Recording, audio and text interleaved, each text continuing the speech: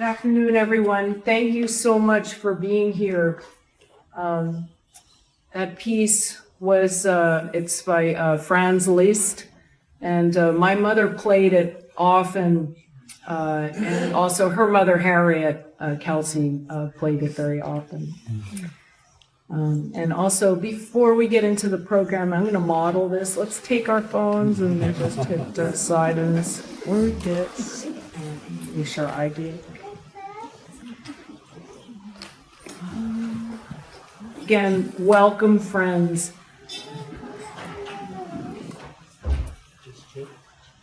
We so appreciate you being here. This is a very simple program, which my brothers and I feel represents my mom's wishes. Many of you know Carol. She didn't always want to be the center of attention. She didn't leave us so much guidance, and but we consulted in this program we feel represents her wishes. And so it's very simple. Let me give you a brief overview of it. There are going to be 6 selections from the Bahá'í sacred writings, each read by different family members. Then my 3 brothers will each share their reflections of our mom. And then we're going to invite everyone, please socialize, let's share our stories about Carol and friendship. But before we go to that part, my brothers asked me to share my reflections of our mom. I don't have a biography of Carol. My thinking was in a little bit of a different direction. My mom, Carol, was a daughter, was defined a lot by family relationships. She was a daughter, she was a wife, she was a mother, she was a sister, she was an aunt, she was a grandma, she was a great grandma, and she cared about all of those people in her life very deeply and took those roles all very seriously. And that was an important part of her life. And I guess I was trying to think of, well, what if we take a step back, what are the areas in where she made significant contributions? And for me, I came up, there's probably more, but there were 5 areas that I felt were very significant that for me represent her legacy. And I wanted to share those with you today. So the first area is that Carol was an artist. She was a trained musician, voice and piano. And she had a brief but very vibrant professional vocal career with some of the major artists of her time, 1950s. Most notably Fred Waring and the Pennsylvanians. Yeah. And she left that group after she married our father. But she kept her talent active with annual concerts at Green Acre and at other Baha'i gatherings. And she did many of those concerts for years annually. And she prepared for them. She prepared the pieces, made the selections, and rehearsed vigorously for those performances. She also was a visual artist, and music and the arts were extremely important to her, and it was so much more than like just entertainment.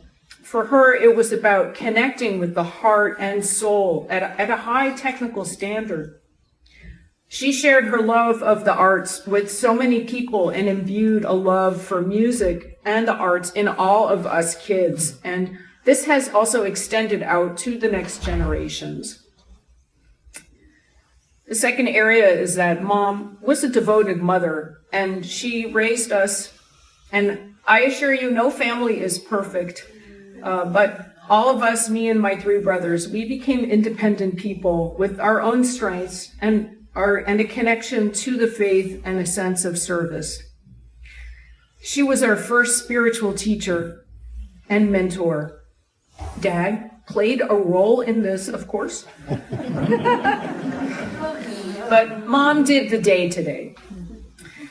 This child-rearing effort has also led to several generations, and in her long life, she was able to see and enjoy all the next people in the family. There are too many to name, and she deeply loved each and every one of you. And are there any little people here in the audience? If you're a little person, can you raise your hand? Oh, I see some little people. Oh, yes. Mom loved you all very much. Loved you all. The next area of Mom's legacy, I feel, she, as a member of the Baha'i faith, she contributed much service over the years in different elected and appointed roles in the Baha'i administration and communities and committees at the national, regional, and local level. She was 94 when she died, so she had a very long life. There were different periods of activity at different times. There are some great stories about this, but I'm not going to go into more details about this, but that was an area of service that was very meaningful for her. This next area, number 4, the one that I've been really thinking about, which is that Mom had a lifetime of contributions that are not traditionally documented. She had meaningful friendships. She extended herself in service to friends and a community. She and Dad offered hospitality to students and friends during their years in Amherst. I see some of you here in the audience. And when she was able, she could help drive people to appointments, and she tended to sick friends. She offered wise counsel. She listened, and she was interested in people and their lives. This area of service was extremely important to her. And by the way, I believe there are many people here who are also active in that area of service. And Mom touched so many people, and her circle is enormous. There are just so many friends and loved ones who have been communicating with the family over these past days, and we haven't even reached everybody. It's an enormous circle. For those friends from Eliot, her years in Eliot were at a time, at a different point of her physical energy, and where she had more limitations. Her service was more in friendships and connection, and I think she was the recipient of a large amount of service from all of you, and we are very grateful and to that. And these friendships and community, it gives our lives that joy and our hearts that feeling of connection that we're all craving. And it's ironic that these activities, ones that just make life better, have this invisibility. We can't measure the quality of friendships and service. But that was something that she put a lot of effort into, and I think represents a huge part of what I consider her legacy. And I just also wanted to mention that my mother's partnership with my father, it played a large part in the service that he was able to provide with his books and many talks. Mom kept the family running and the household running, and this supported his contributions. The last area, Carol was a highly devoted Baha'i. The National Spiritual Assembly referred to her as a noble and kind-hearted maidservant of the Blessed Beauty. And she strived to put the faith and principles first in her life. And she had a commitment to self-reflection and improvement. She took that teaching to bring ourselves to account each day. She took it to heart. And she had a commitment to fairness and felt the principle of oneness with respect to elimination of racism and prejudice is the most challenging issue. She felt that very deeply. When I look at the diversity of her friends and how that was one of the most important teachings to her over many decades, she was an example to me of putting faith into practical action with authenticity and with love. I'm wrapping up now. Carol was uncomfortable. I mentioned this. She was uncomfortable drawing attention to herself. But I feel that she would want us to use this time together to not just think about her, but to be reminded and inspired about committing ourselves to faith and friendship and service.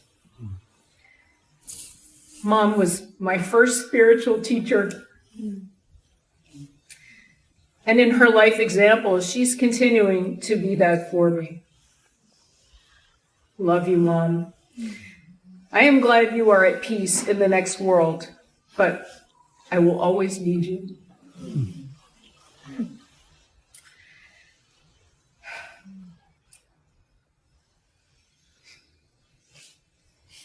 Now we're going to move to the next part of the program.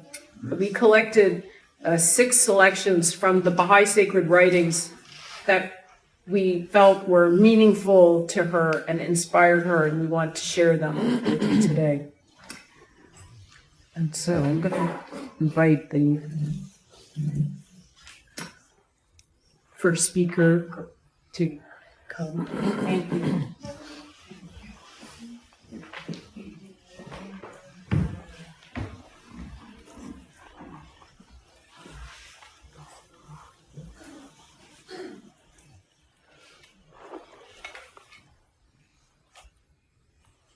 God, my God, fill up for me the cup of detachment from all things, and in the assembly of thy splendors and bestowals, rejoice me with the wine of loving thee.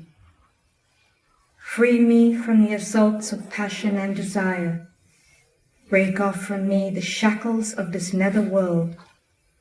Draw me with rapture unto thy supernal realm, and refresh me amongst the handmaids with the breathing of thy holiness. O Lord, brighten thou my face with the light of thy bestowals. Light thou mine eyes with beholding the signs of thine all-subduing might. Delight my heart with the glory of thy knowledge. Encompass all things. Gladden thou my soul with thy soul-reviving tidals of great joy. O thou King of this world and the kingdom above. O thou Lord of dominion and might, that I may spread abroad thy signs and tokens, and proclaim thy cause, and promote thy teachings, and serve thy law, and exalt thy word. Thou art verily the powerful, the ever-forgiving, the able, the omnipotent Abdu'l-Baha.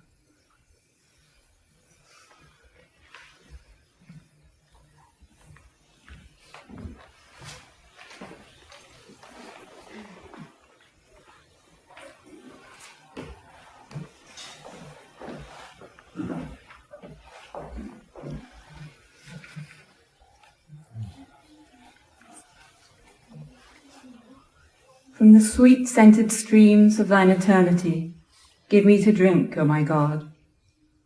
And of the fruits of the tree of thy being, enable me to taste, O my hope.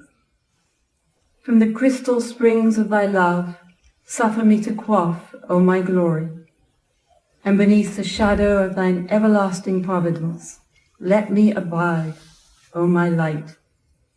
Within the meadows of thy nearness, before thy presence, make me able to roam, O my beloved, and at the right hand of the throne of thy mercy, seek me, O my desire.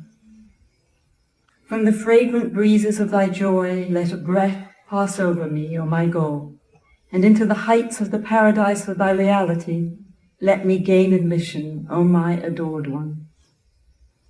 To the melodies of the dove of thy oneness, suffer me to hearken, O resplendent one, and to the spirit of thy power and thy might, quicken me, O my provider. In the spirit of thy love, keep me steadfast, O my succorer, and in the path of thy good pleasure set firm my steps, O my maker. Within the garden of thine immortality, before thy countenance, let me abide forever, O thou who art merciful unto me, and upon the seat of thy glory establish me, O thou who art my possessor. To the heaven of thy loving kindness lift me up, O my quickener, and unto the day star of thy guidance lead me, O thou my attractor. Before the revelations of thine invisible spirit, summon me to be present, O thou who art my origin and my highest wish, and unto the essence of the fragrance of thy beauty, which thou wilt manifest. Cause me to return, O thou who art my God. Powerful art thou to do what pleaseth thee. Thou art verily the most exalted, the all-glorious, the all-high.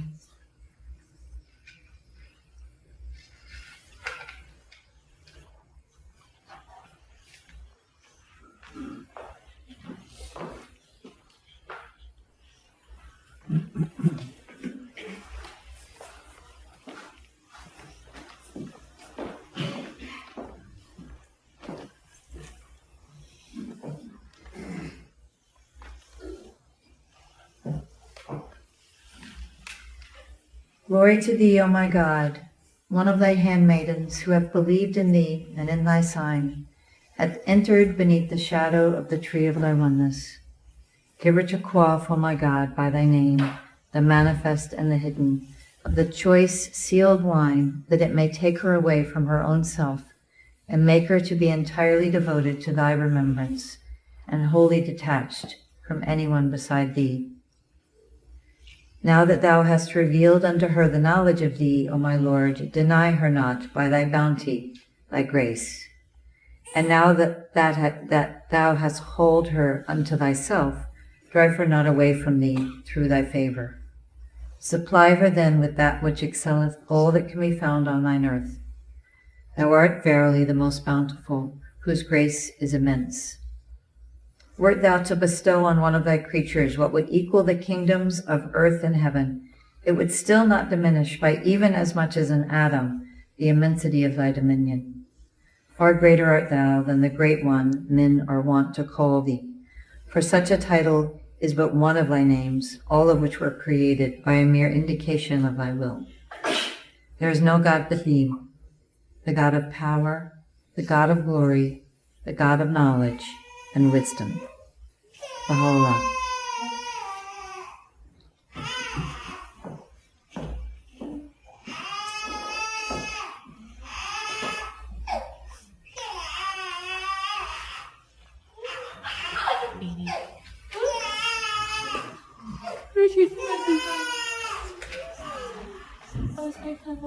Be generous in prosperity and thankful in adversity. Be worthy of the trust of thy neighbor, and look upon him with a bright and friendly face. Be a treasure to the poor, an admonisher to the rich, an answerer of the cry of the needy, a preserver of the sanctity of thy pledge. Be fair in thy judgment, and guarded in thy speech. Be unjust to no man, and show all meekness to all men.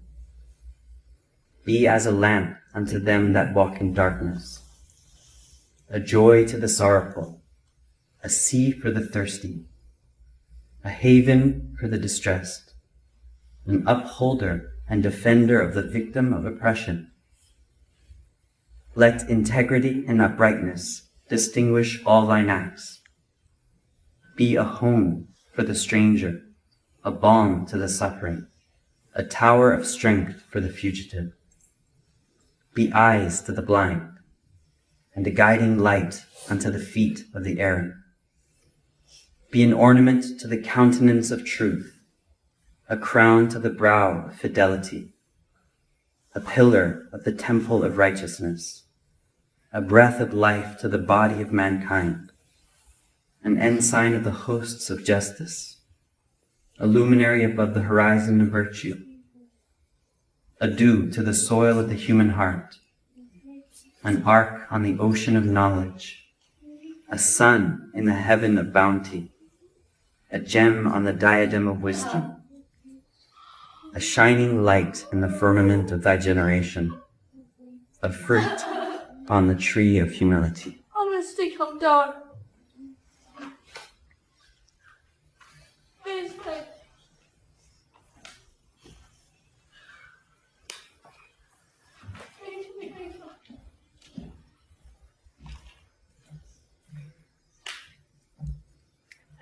Walk thou high above the world of being, through the power of the most great name, that thou mayest become aware of the immemorial mysteries and be acquainted with that wherewith no one is acquainted. Verily thy Lord is the helper, the all-knowing, the all-informed. Be thou as a throbbing artery pulsating in the body of the entire creation, that through the heat generated by this motion there may appear that which will quicken the hearts of those who hesitate.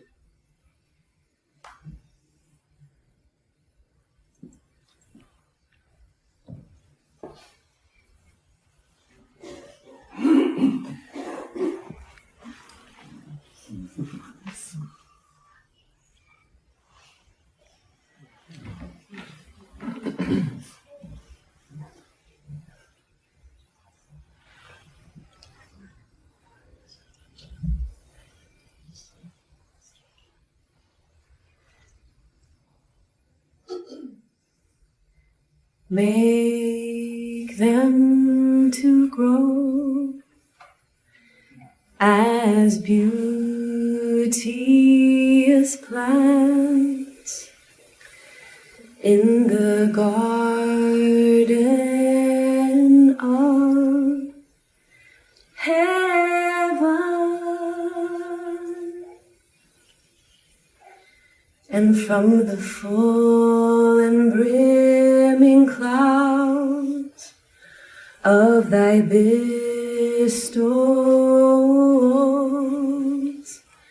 and out of the deep pools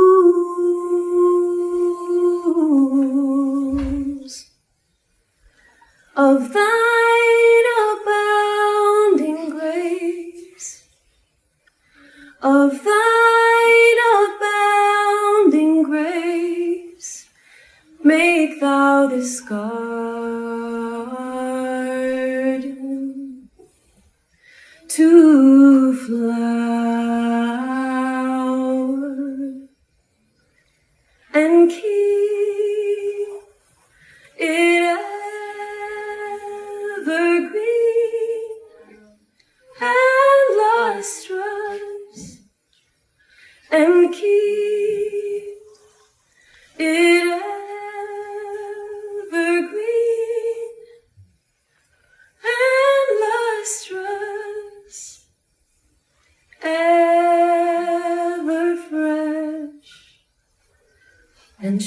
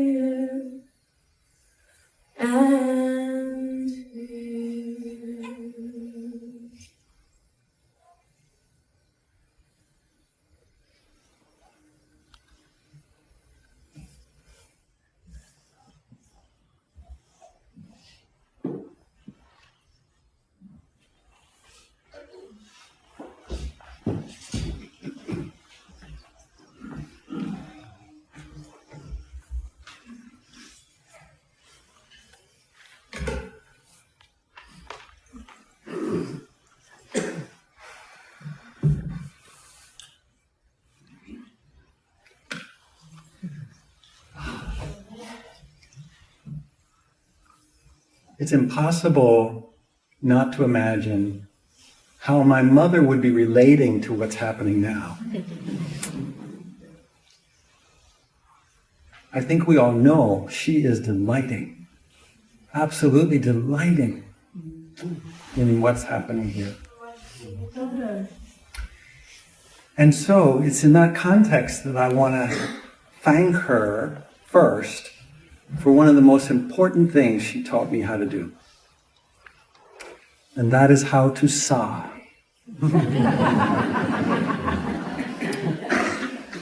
She could sigh with the best of it. It was a special sigh. It was intergenerational. That will make more sense in a moment. Mom's sigh always was this, specifically. Ya Bahá'í. Ya Bahá'í. Ya Bahá'í. I do that all the time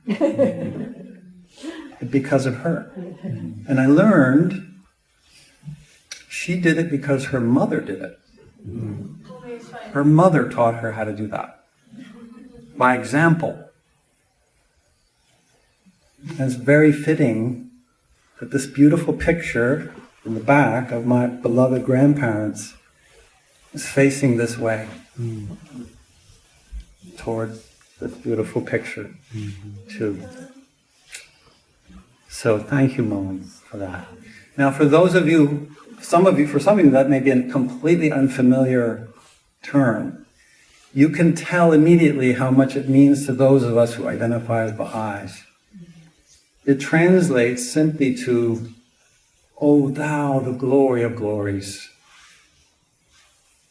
And of course, there's nothing more glorious than God.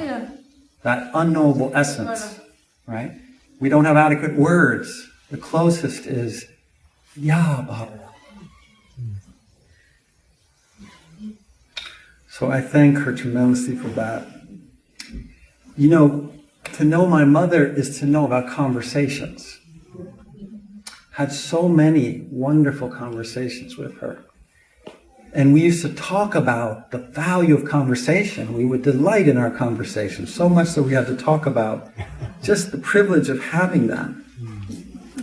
But you know, it wasn't so long ago that she raised this question in our conversation: why am I still here?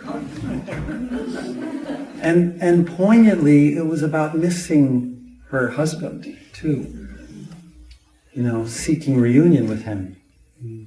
And I told her this. I said, "Well, Mom, you know what? You can take solace in this. With every passing day, you're getting closer to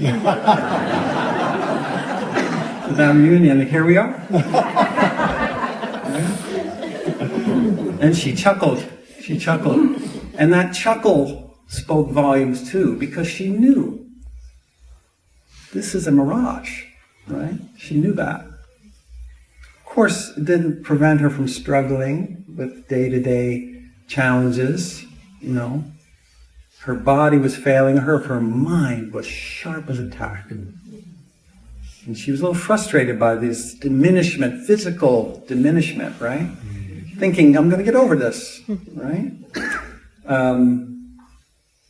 There's always an end to that.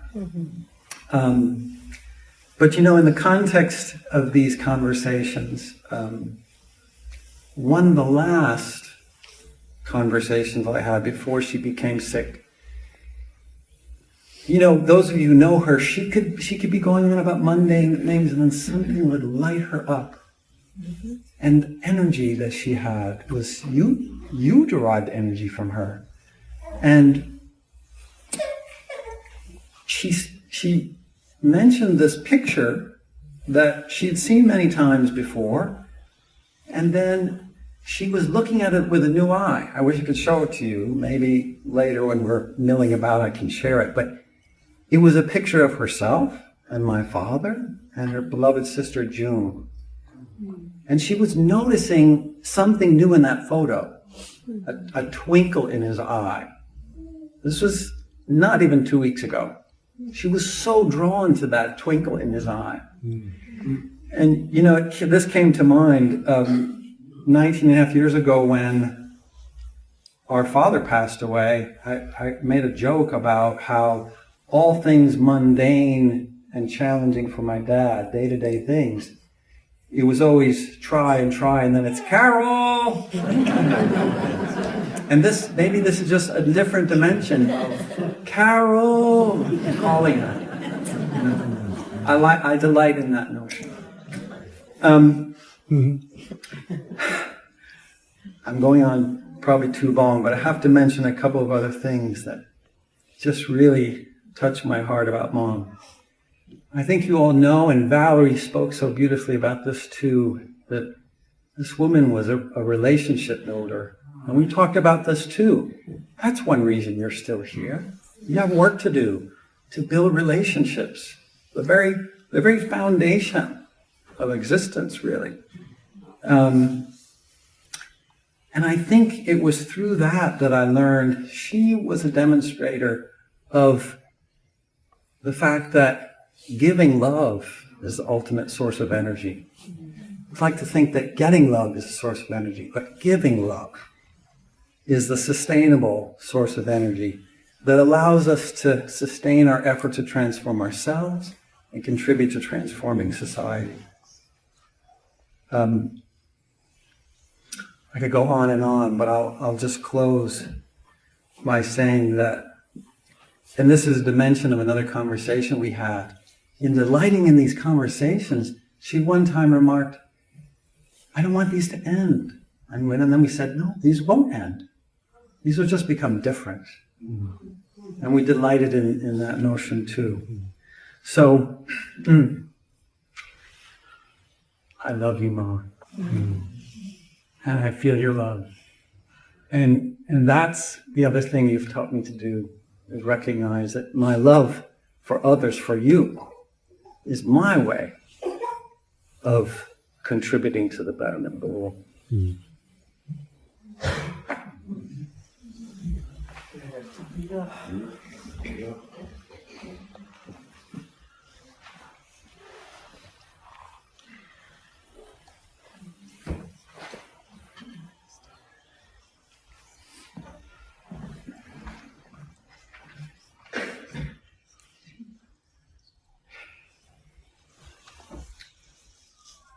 I don't know why, but this time I have no words.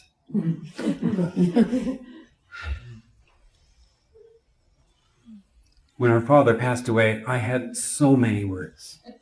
I could have written a book. They just flowed. What I had is images, thoughts, impressions. And so I hope you'll allow me to take a little bit of liberty and just speak a bit non-linearly and a little bit impressionistically. I think I can do this because, as you've already seen, my siblings have it together.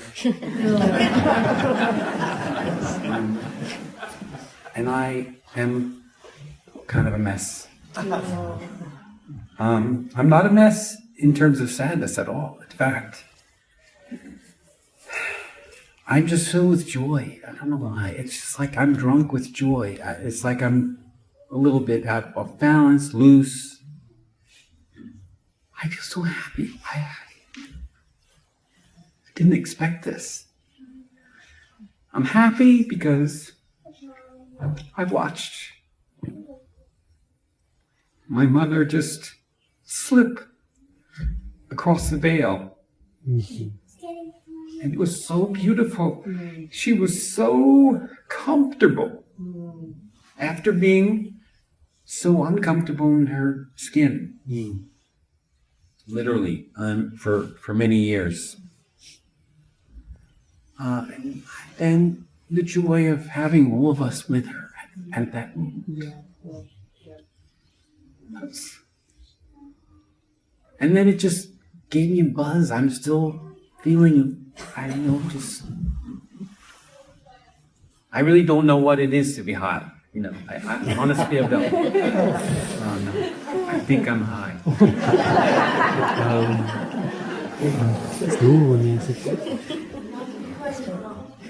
The only word that is just stuck like in concrete in my thoughts is friendship. And it's just, you know what, nothing else around it, just friendship. And I think that's right, because Carol was the best friend. You've already heard, you're going to hear more about that, because I think everyone feels that and knows that. And she had that special skill of being the best friend. So many people around the world have felt it. And she taught that to us. Not just her family, but to many. Pictures, pictures have surfaced. There's one picture that surfaced, I don't know, on Facebook, I think. She is talking to this tall, handsome young man, like 6'4", I think. Maybe after a meeting or a concert or something, and they're talking very intimately. Her hand is just gently resting on his chest. Such a beautiful picture. It says so much. There's another image that's just so prominent in my thoughts. We shared it recently, our siblings and I. She's with a much younger woman. It's in the 1970s. The sun is just beaming on them, and they're laughing so hard, smiling from ear to ear. And the two of them are just absolutely exulting in a moment. And I think there's so many pictures of her smiling like that. At least I have that image in my head. Color. Color comes to my mind.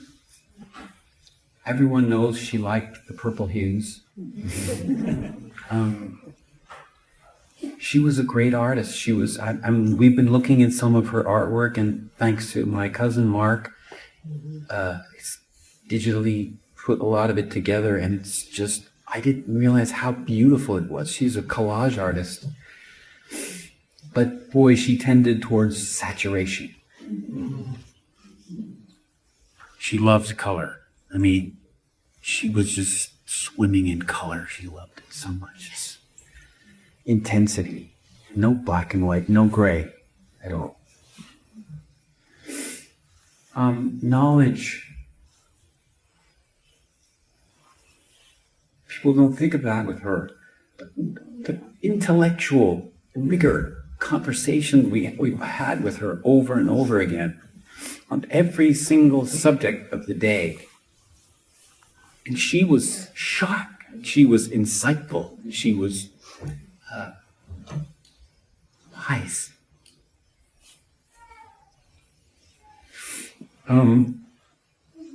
Books, especially Bahá'í books, are just filled in my thoughts. Yesterday we were trying to plan this program, and I was sitting in her chair, and there were just piles and piles of books, Bahá'í books on different angles, piled. They're not books sitting on a shelf; they're in service. But she loved to talk about writers and books and both Bahá'í and non-Bahá'í. She read very liberally across all fields of knowledge. And of course, music. Okay, music just fills your ears when you think of Carol. She gave up, as Valerie touched on, she gave up what was trending towards a very successful professional career in music. In later years, she didn't sing as much, but yesterday again, we heard an old recording, and wow, I was blown away by how brilliant and technically trained her voice was, this lilting soprano.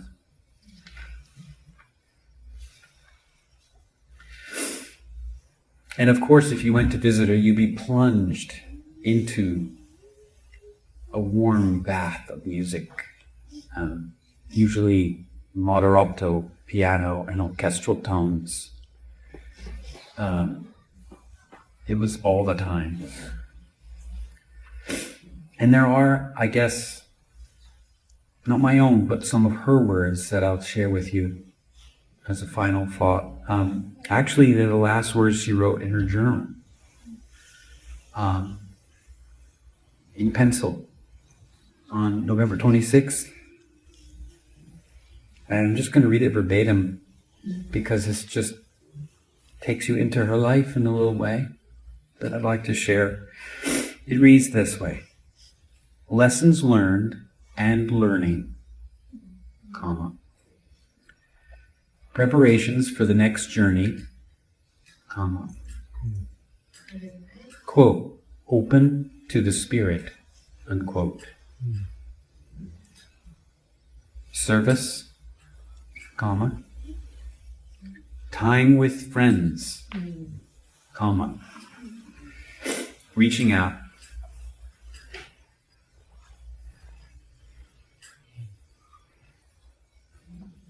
that says it better. Well, that's what she was thinking right at the end. So, thank you all for being here. We're so happy to see the room full of lovers of Baha'u'llah and also friends from far and near. It touches our hearts, and thank you for being here. Thank you.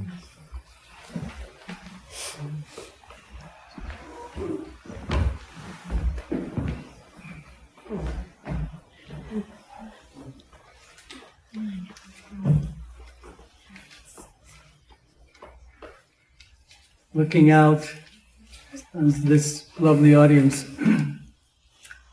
I see the collective effects of the qualities my siblings talked about. You are the people she loved. You are the people who felt what my siblings have been describing. Of course, I felt it too. My mother was a champion of diversity, but she was really a champion of love. And you didn't have to be in her presence for very long before you felt it. This was not a facade. It was truly genuine. You've heard about her artistic inclination.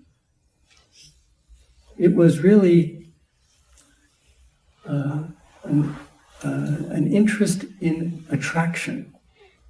She was attracted to many, many people, to many things. She was attracted to proportion. But more than that, she was attracted to spiritual concepts, principles, and she was attracted to service. She also attracted. People were drawn to her. They were drawn to her magnetism, to her love. And she had the unique ability to make everyone comfortable. That quote from Baha'u'llah that our dear nephew Callan read, "Be generous in prosperity, be thankful in adversity." She embodied every one of those qualities, including all the way up to the end. Be a fruit upon the tree of humility. Not the tree of humility, a fruit upon the tree of humility. She had a very illustrious life. She came from generations that suffered, but suffered in the name of the cause of Baha'u'llah to a great deal. There was so much she appreciated about life. While her health declined in the last years, as has been mentioned by Todd, she did say, "Why am I still here?" But she would catch herself, and then her next question would be, what new form of service can I find and commit myself to? It was interesting, during COVID, when people were kind of stuck inside their homes, everyone was on Zoom. My God, she took off on Zoom. She attended devotional meetings and study circles all around the world. And she was so happy to be able to overcome, through Zoom, her own physical limitations.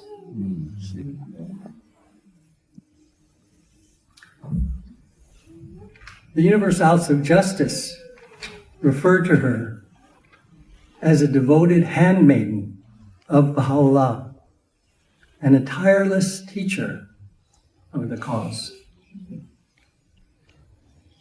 And clearly, that was the case. That is the case.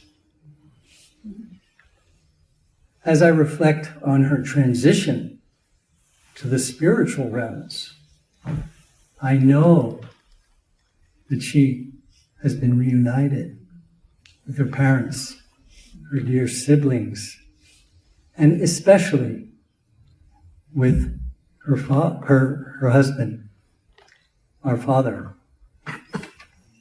I picture that reunion. And just as this photograph of our grandfather and grandmother in the back, I picture that reunion to look like the photo that's not coming up on the screen right now. There it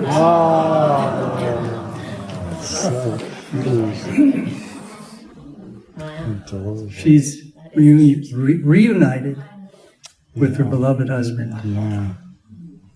And she's reunited with you. With that, we invite you to come into the cafe to share some refreshments, and we look forward to chatting with all of you. Thank you for coming.